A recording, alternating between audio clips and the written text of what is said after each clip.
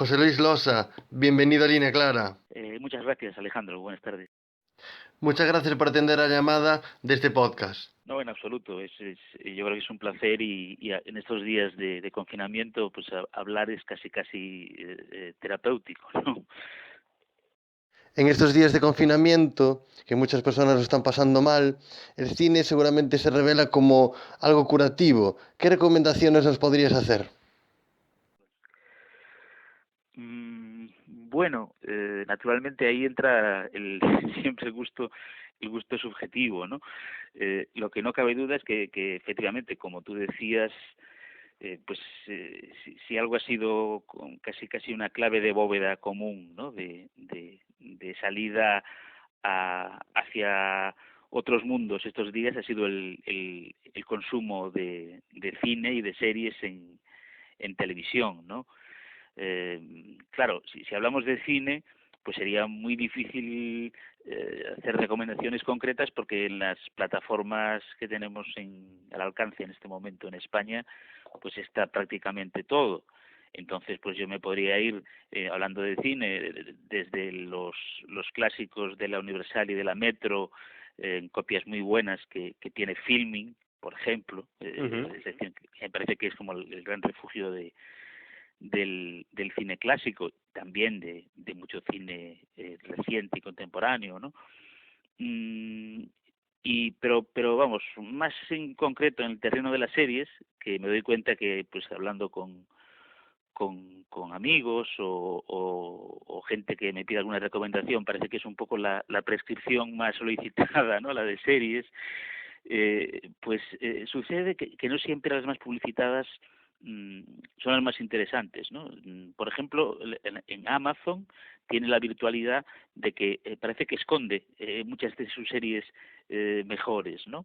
En este tiempo, que es una ocasión para recuperar cosas que no habías visto, pues yo, por ejemplo, me he disfrutado muchísimo con Too Young to Die, Too Old to Die Young de Nicholas Winding Refn, que pues llegó a estrenar 2 capítulos en el festival pasado de Cannes, que estaba ahí desde finales del 19 y que es una obra, vamos, es televisiva, pero en realidad posee autoría de cine mayúsculo. Hay mucho de Lynch, de Abel Ferrara, me parece maravillosa. También acabo de ver, y esto es en HBO, de New Pope, que es la continuación de Young Pope, que es la visión de Sorrentino sobre el Vaticano, ¿no?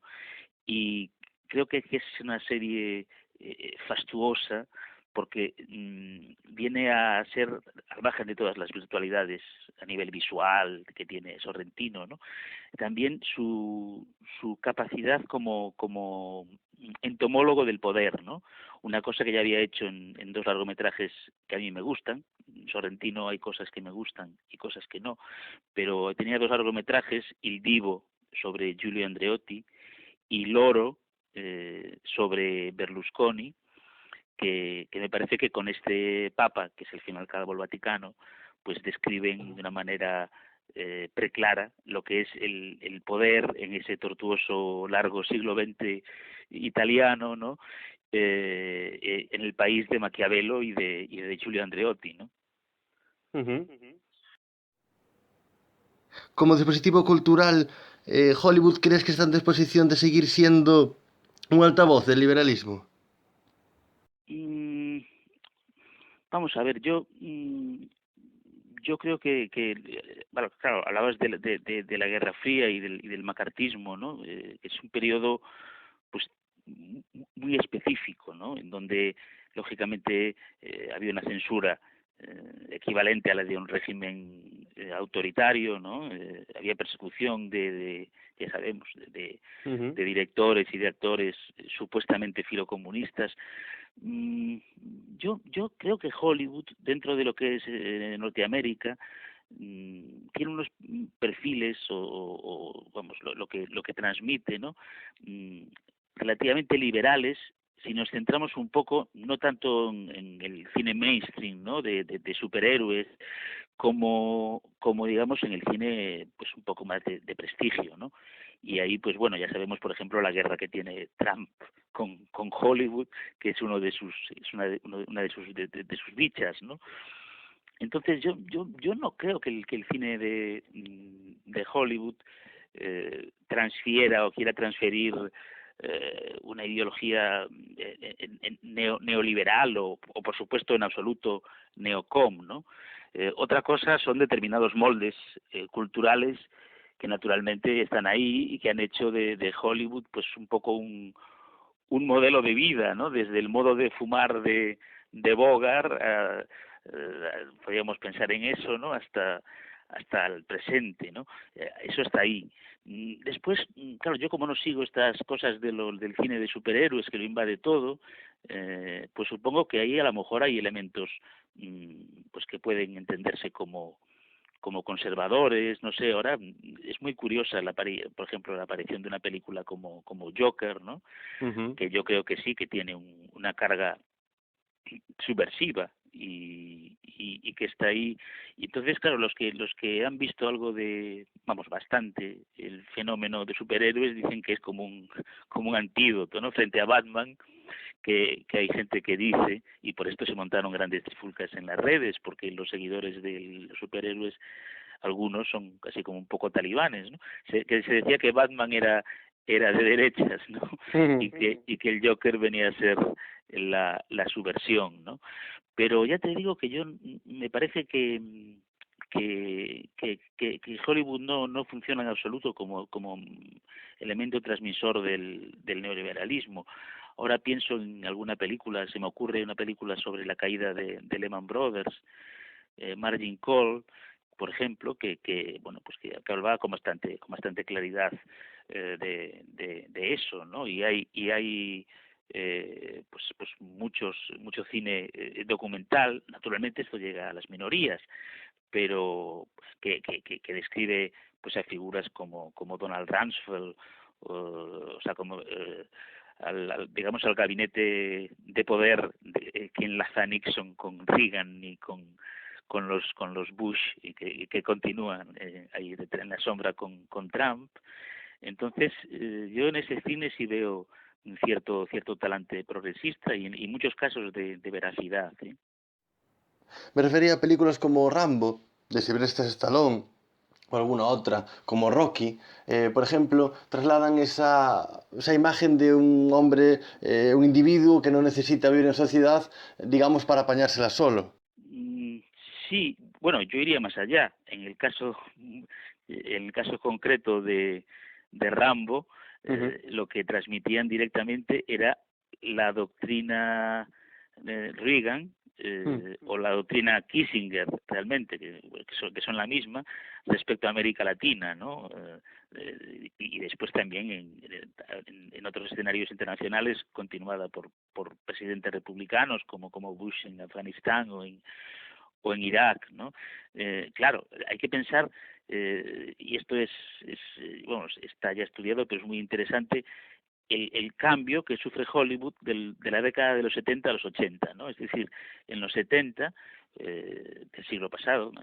Una serie de directores, el llamado Nuevo Hollywood, que tenía nombres pues tan conocidos como Coppola, Brian De Palma, Scorsese, Peter Bogdanovich, Michael Cimino, en fin, hay muchos más, ¿no? Que le quitaron el poder a los grandes estudios durante unos Ujú. años y realmente tenían el poder autoral, es decir, tenían la capacidad de decidir ellos y no los grandes estudios.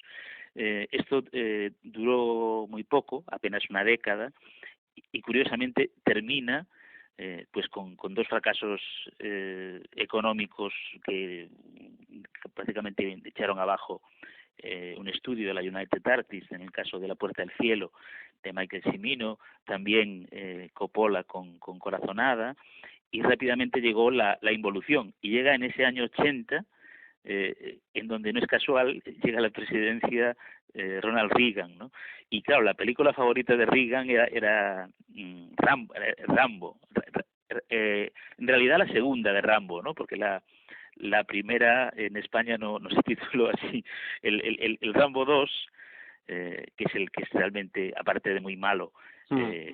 directamente intervencionista, porque la primera sí tenía el punto individualista que tú aludes, ¿no? Pero bueno, tenía algún valor cinematográfico, alguno, no digo en grandes dosis, pero sí, en el caso de Rambo, lo que hay mucho más allá del individualismo es una defensa claro, de valores que casi entroncan con el con el macartismo, quiero Mm. decir. Es decir, el derecho al intervencionismo, la xenofobia, porque en este caso los asiáticos eran muy malos. Hay que pensar que también de esos años es Amanecer Rojo, una película de John Milius, que es un director que no oculta sus veleidades ultraderechistas, ¿no?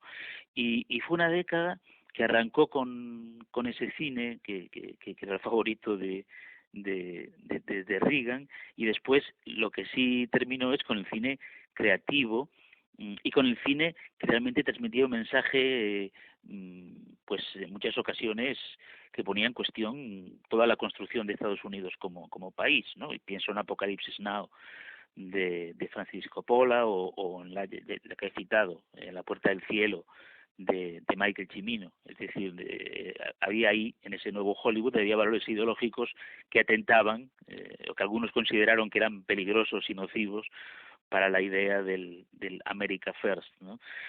Eh, el individualismo, sí, yo creo que eso sí que es un valor muy presente en el cine de Hollywood, incluso en películas progresistas. Si pensamos en el cine de Frank Capra, que es como el respaldo del New Deal de Roosevelt, que al fin y al cabo era una idea de un cierto valor colectivo, ¿no? Pues ahí siempre había un James Stewart o un Gary Cooper, ¿no? Que era el personaje individual, ¿no? Es verdad que hay muchas películas en Hollywood donde un blanco de aspecto anglosajón, supuestamente protestante, salva a países, ¿no? de grandes crisis políticas o territoriales, ¿no? Eso es casi ha desaparecido, yo creo que por un pudor de tipo políticamente correcto, ¿no? Es decir, hoy en día, bueno, pues hay algunas películas en donde ese individualismo persiste, porque ha sido una de las raíces del Hollywood clásico, pero yo en el presente veo que quizá por un poco de vergüenza torera, pues ya está mal visto en el Hollywood liberal, ¿no? ¿Cómo de importante ha sido Parásitos? ¿Cómo calificas esa película?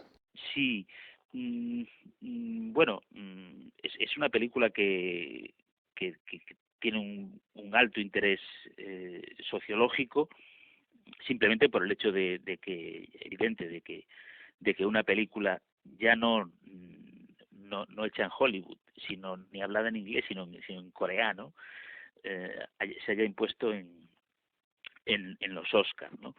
Entonces esto, claro, ya sabemos que ha sido motivo de titulares, pero yo en absoluto creo que nos encontremos ante un cambio de paradigma en esto, ¿no? O sea, no pensemos que el próximo año va a ganar una película de Indonesia o de Túnez o ni siquiera de España o de Francia, ¿no? Es improbable. Sobre todo porque una vez que ya lo han hecho este año, porque al fin y al cabo los Oscar, los que votan están en gran parte directamente relacionados con el negocio, con el business. Entonces esto no va a repetirse pronto, o sea, no es como una apertura, es un evento, digamos, ¿no? Y también la película ha tenido bastante de evento, ¿no? En sus efectos en taquilla, en unas recaudaciones insólitas por una película hablada en coreano. Si vamos a las razones de fondo, claro, como los métodos de votación para los Oscars son bastante complejos, para explicar así en unos minutos, digamos que yo creo que el triunfo absoluto de Parásitos, el triunfo como película de hablando inglesa sí lo tenía garantizado, o a lo mejor el de guión, pero eso, que ganase en todas las categorías importantes. Yo más bien lo atribuiría a un efecto rebote. Es decir, había dos películas, una Eras una vez en Hollywood de Tarantino y la otra Joker de Todd Phillips, que digamos que competían en una lucha muy cerrada y que incluso al lado de ellas estaba el de Irishman de Scorsese, que también entra en esa categoría de un cine mmm, que no gusta demasiado al mainstream norteamericano, y entonces yo creo que a la hora de votar, pues en vez de decidirse por una de esas tres, esta era la película de conveniencia, ¿no? Unos días antes se hablaba mucho y parecía que esta película iba a ser en 1919, me parece, o 18, ya no recuerdo, porque la verdad es que no me gusta nada la película, y parecía que esa iba a ser la película de conveniencia, ¿no? Y al final, curiosamente, y yo me alegro porque me interesa naturalmente muchísimo más Parásitos que 1919 o 18, al final fue Parásitos, la película que este año ha triunfado, pero no le concedería más valor que el de una anécdota relevante, pero en absoluto que deje huellas para el futuro, ¿no? Para posibles decisiones en el futuro o aperturas de Hollywood a otras lenguas y otros horizontes. A pesar del importante reconocimiento y de los Oscars que ha recibido, Parásitos es una peli independiente. Bueno, claro, las películas cuando se producen y se hacen ya son de su padre y de su madre. Después si le dan un Oscar, eso no les quita galones de independencia si lo tienen. Bueno, es una película del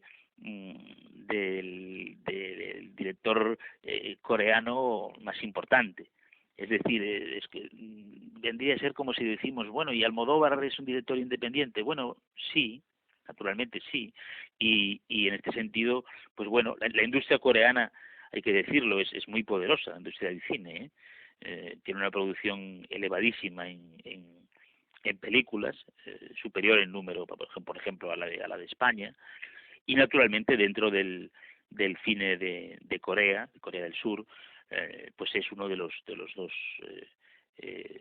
grandes nombres, ¿no? El otro sería Hong Sang-soo, pero bueno, el cine de Hong Sang-soo, que bueno, pues podría ser así, grosso modo, ¿no? Una especie de Woody Allen asiático, o entre Woody Allen y Romer asiático.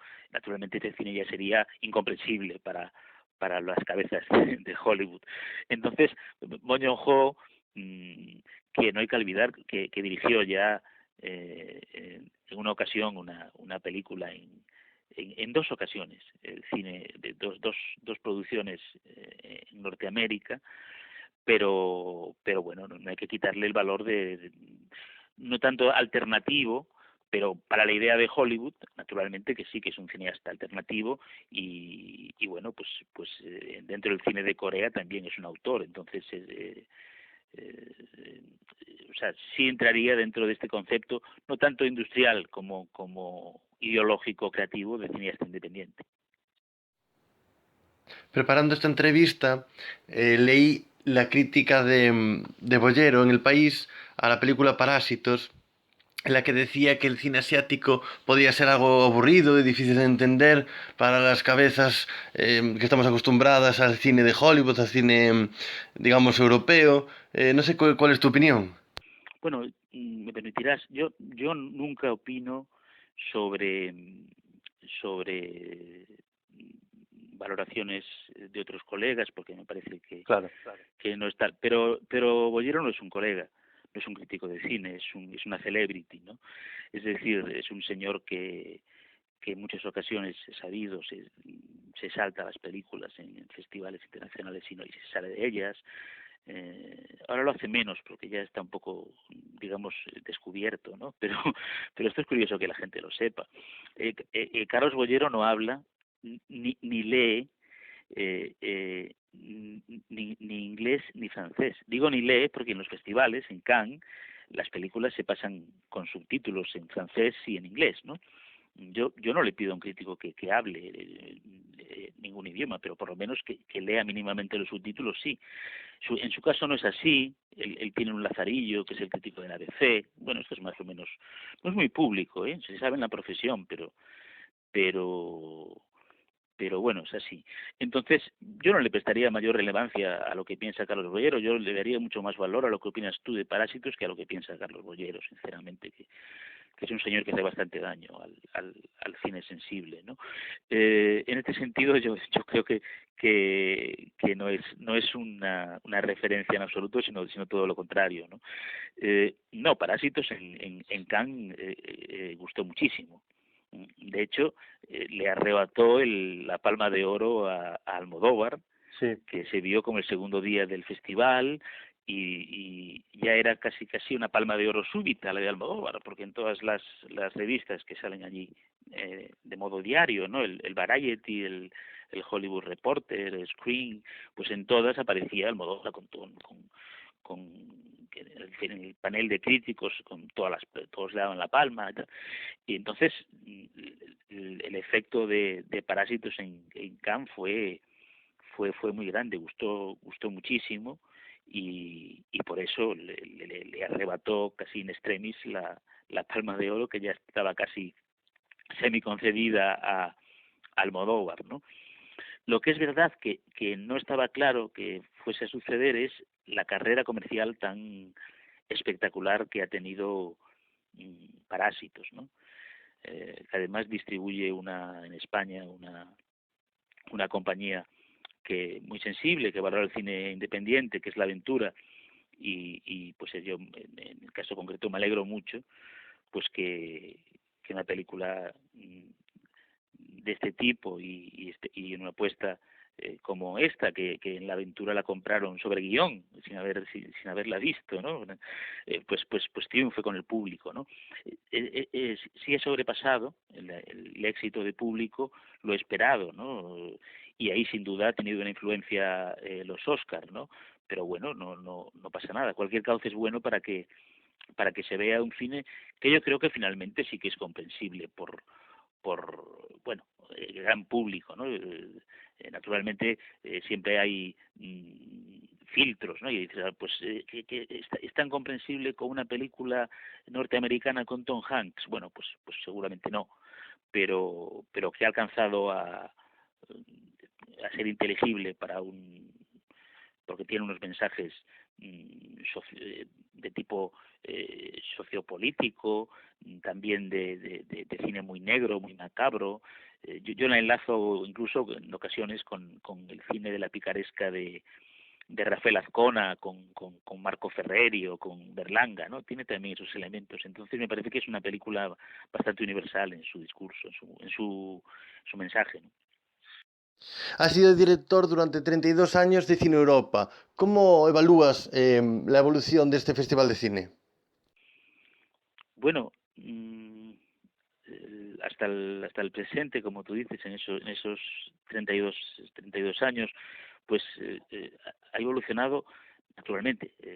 Yo veo los programas de las primeras ediciones y lógicamente suena como muy vintage, ¿no? Pero claro, esto es inevitable, porque si no estaríamos haciendo las cosas muy mal. El Cine Europa, yo creo que como debe ser con todos los festivales, evolucionan en la medida en la que evoluciona la sociedad y con ella el cine y cambian los creadores y se abren nuevos horizontes estilísticos y narrativos. Entonces, por ahí han ido las cosas, lógicamente, ¿no? Claro, la ventana hacia el futuro, eso ahí entraríamos en un laberinto, en una encrucijada que atañe no solo al cine, sino a todo, ¿no? ¿Qué va a suceder después de todo esto?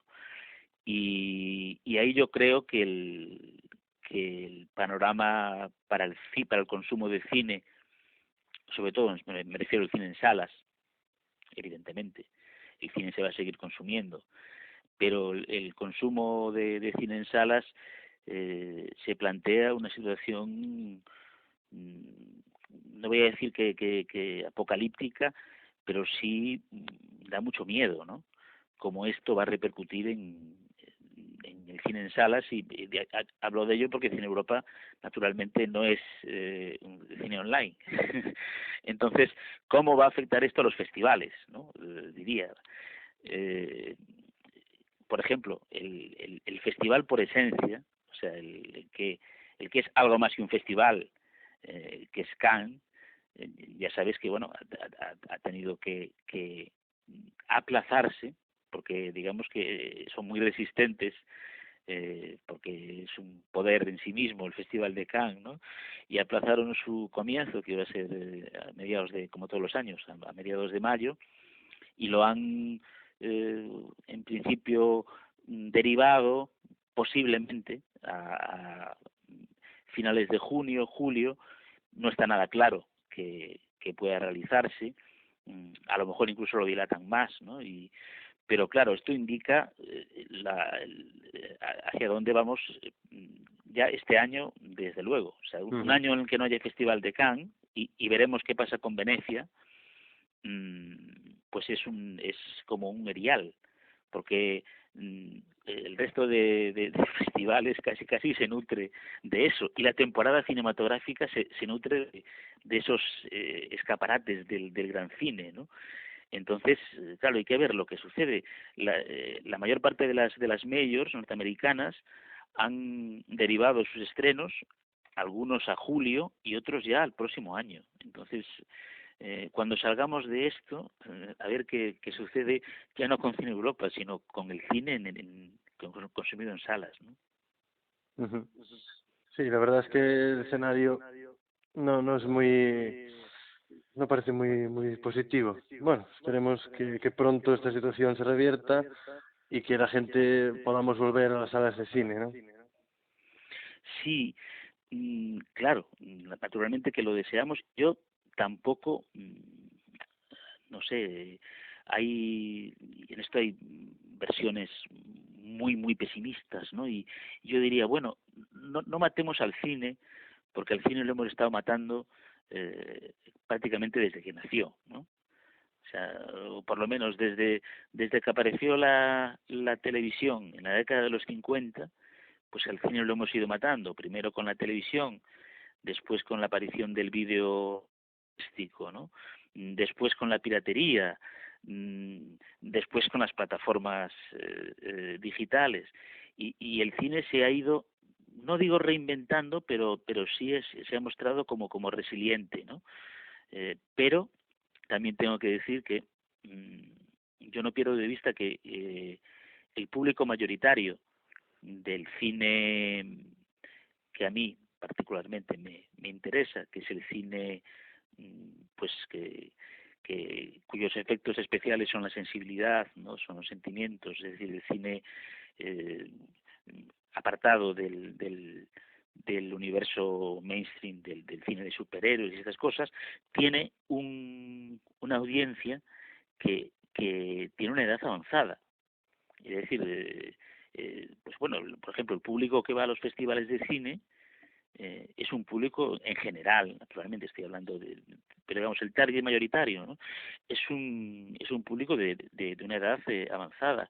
El público que va a las salas de versión original, en general, la famosa calle que en Madrid están pues los cines Renoir y los cines Golem, lo que ves es en muchas ocasiones un espectador que respondería al perfil de la jubilada o el jubilado, ¿no? Y hay que ver si este tipo de espectador, que es muy fiel y que es el que nutre y el que hace que resistan estas salas, hay que ver si es un poco reacio a salir a consumir a la calle, ¿no? Películas. Yo confío, ya digo, confío en que sí, pero también esto va a tener un efecto indudable. Es decir, la gente, bueno, ya se veía naturalmente, se consumía muchísimo cine y series en televisión, pero este encierro ha acostumbrado a mucha gente al consumo de cultura, no solo cine, pero bueno, cine y series en concreto, en casa, y hay que ver cuántos de ellos son capaces de desapegarse de esa costumbre, porque el hombre es un animal de costumbres, y de volver a las salas. Yo confío en que sea un número suficiente como para que pueda sobrevivir el negocio, ¿no? ¿Cree que la aparición de series de tanta calidad y que se haya puesto tan en boga la realización de series de gran nivel tiene algo que ver o tuvo algo que ver con la crisis financiera de 2008? Pues la verdad es que nunca lo he pensado, esto que me dices, pero había que dar una vuelta, porque vamos a ver, para entendernos, la televisión, que ha sido siempre algo despreciado, Ujú. ya sabemos que a partir de series que se pueden definir muy bien, ¿no? Y que es verdad que son anteriores a la crisis. Los Soprano, Sí. Lost, por ejemplo, ¿no? Ujú. Son pues dos series, hay alguna más, ¿no? Pero Mad Men, que, que de alguna manera llaman la atención sobre unas producciones pues que tienen una calidad pues relevante, ¿no? Entonces a partir de ahí digamos que se empieza a tomar en serio desde un punto de vista de la creación la televisión. También otras series como The Wire, y después algunas que entran ya directamente evidentemente en esos años que tú dices, ¿no? Posteriores a la gran recesión. Es verdad que esa edad de oro se asienta después de la crisis, ¿no? Mm, Lo que pasa es que yo tampoco veo una motivación, porque la económica, la del coste del cine en salas, bueno, no me parece una razón suficiente, sino más bien un intento de, de reconducir el consumo, o quizá en la medida en la que se abren ventanas de negocio, porque se descubre que en la década del 10 de este siglo las recaudaciones están bajando progresivamente, además cada año en las salas, ¿no? Entonces se piensa, bueno, vamos a buscar en todo caso un plan B, ¿no? Después resulta que si atendemos a las cifras de los últimos, por ejemplo, 3 años, pues el cine ha empezado un poco el cine en sala, quiero decir, ha empezado a recuperarse y empezaba a recuperarse, y este año en concreto fue buenísimo en este sentido, porque ha habido las 3 películas norteamericanas que te mencionaba, de Eres una vez en Hollywood, Joker y de Irishman, aunque esta era Netflix, pero, que han conseguido que se volviese a hablar de cine, de películas de estreno en salas, en conversaciones normales. Es decir, que el cine en sala volviese a ser evento y volviese a ser parte de la cultura un poco colectiva. Esto no pasaba hacía mucho, ¿no? Pero es verdad que la gente que únicamente consume creaciones de ficción a través de plataformas es muy elevado. Ahí está la guerra del Festival de Cannes, famosa con Netflix, ¿no? Es un poco una campaña, iba a decir quijotesca, pero es más un tema de la grandeur francesa que del Quijote, ¿no? Este enfrentamiento de Cannes con Netflix. Mm, a lo mejor hay alguna otra algún otro link entre la crisis económica y las plataformas, ¿no? Pero porque realmente, bueno, pues cierta coincidencia cronológica sí que la hay, como tú apuntabas. Para terminar, nos gusta que los invitados hagan una reflexión acerca del futuro y de cómo creen que este puede ser. Mm, Bueno, mira, hay una frase, una cita confuciana, ¿no? Que decía algo así, como que los hados te libren de vivir tiempos interesantes, ¿no? bueno, se, se entiende que los tiempos interesantes pues son aquellos en donde se producen tremendas confusiones, es decir, que es mejor a lo mejor vivir eh, unas décadas muy aburridas, pero porque eso supone tranquilidad y falta de sustos vitales o colectivos, ¿no?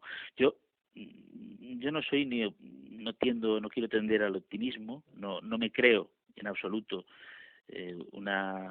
un discurso que algunos están difundiendo de que nos espera una salida de aquí hacia un paraíso socialdemócrata en donde pues los valores de eso del keynesianismo y de lo colectivo triunfen. No me creo eso.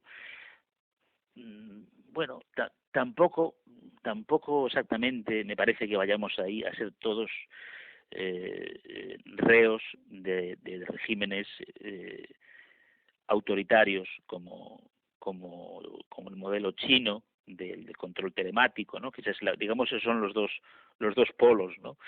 Mm, no lo sé. Yo lo que no cabe duda es que nos esperan tiempos interesantes y esto de una parte da algo de miedo, de otra también nos estimula la curiosidad, ¿no? Y yo creo que la curiosidad es el principal motor vital del ser humano. Entonces prefiero aferrarme a eso para ser un poco optimista, ¿no? José Luis Losa, muchas gracias por estar con nosotros en Línea Clara. Un saludo. Un placer, gracias. Un saludo, gracias. Bueno, gracias, Hasta luego.